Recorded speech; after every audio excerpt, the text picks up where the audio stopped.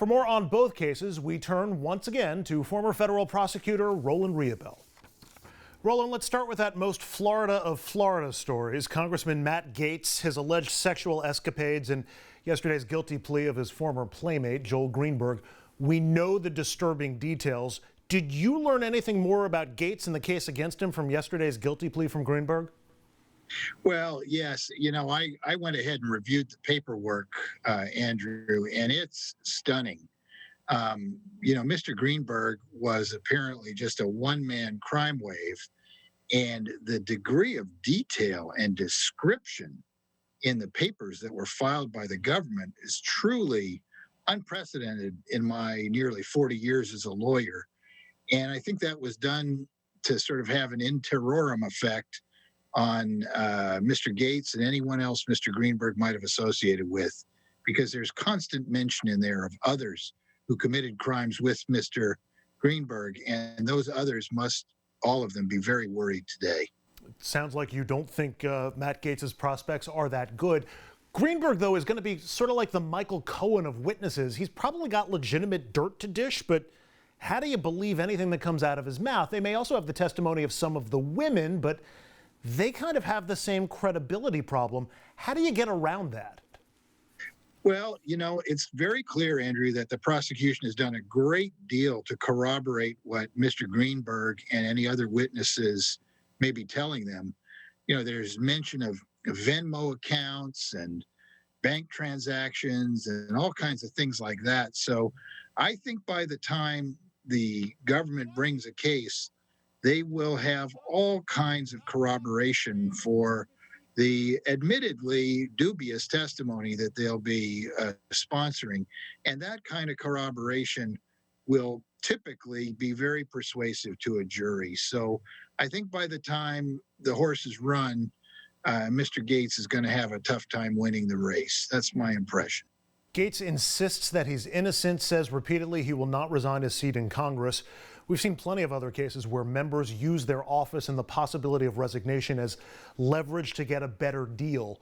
Is there a deal to be made with Gaetz, or do you think DOJ throws the book at him? I doubt there is a deal that's very palatable to Mr. Gaetz. The child sex crime alone here is about a 10-year mandatory minimum, and they might plead down from that, but it would be very rare for someone violating these statutes to get a probationary type disposition. And given Mr. Gaetz's prominence, I just don't think that's going to happen. I think the best he can do is a number of years in jail, and if he wants to do that, the DOJ might cut a deal with him. But my guess is this thing will be fought to the end, because Mr. Gaetz impresses me as that type of person. He certainly hasn't clammed up and gone to ground so far, and I don't expect he's going to seek a resolution here. Want to switch gears, Roland, to this raft of voter restriction laws that we've seen passed in red state after red state. In the past, in the not too distant past, disaffected parties could seek relief in federal court, but boy, our federal courts have changed a lot, even in just the last few years. Can the courts help push back on voter restriction laws? How much of a long shot do you think that would be right now? They can to a degree, but you're absolutely right, Andrew, with the Shelby County decision out of the Supreme Court just a few years ago, which essentially gutted some of the strongest provisions of the Voting Rights Act of 1964. There is less that can be done in court than previously, but the Department of Justice is clearly staffed by terrific lawyers with a long history of dealing with these issues, and there remain claims that can be brought, and I expect that there will be a very vigorous attempt to push back against some of these laws in federal court based on principles, more general constitutional principles like equal protection of the law. There are old precedents that stand for the proposition that there should be one man for one vote. And that can be used to press back to some degree on gerrymandering. And I think the DOJ will be very active in going after some of these things. So I think we can look to that. As you know, there's an effort in Congress to restore the Voting Rights Act. There's another effort to expand it even further, H.R. 1. If either one of those gets passed, can that be applied to the current political situation, to the current voting restriction laws that have been passed across red states? Yes, it can, because there isn't the equivalent of the ex post facto clause for civil litigation. For criminal law, it is unconstitutional to pass a statute to punish conduct that has already happened. You can only pass criminal statutes to punish conduct in the future, but that is strictly limited to criminal law. And indeed, if Congress passes H.R. 1, the Department of Justice will have a great many more arrows in its quiver to use to go after these very restrictive laws. Finally, Roland, I want to ask you about another former federal prosecutor by the name of Rudy Giuliani. He wants the evidence that was taken in the raid of his apartment thrown out. I wonder if you think that he'll get that request honored, and will the Justice Department offer Giuliani a deal if he flips on the only guy they would want him to flip on, Donald Trump? Would you make that offer? Well, I'd have to hear what Rudy has. My guess is he has some pretty good stuff on Donald. He's certainly hinted at that.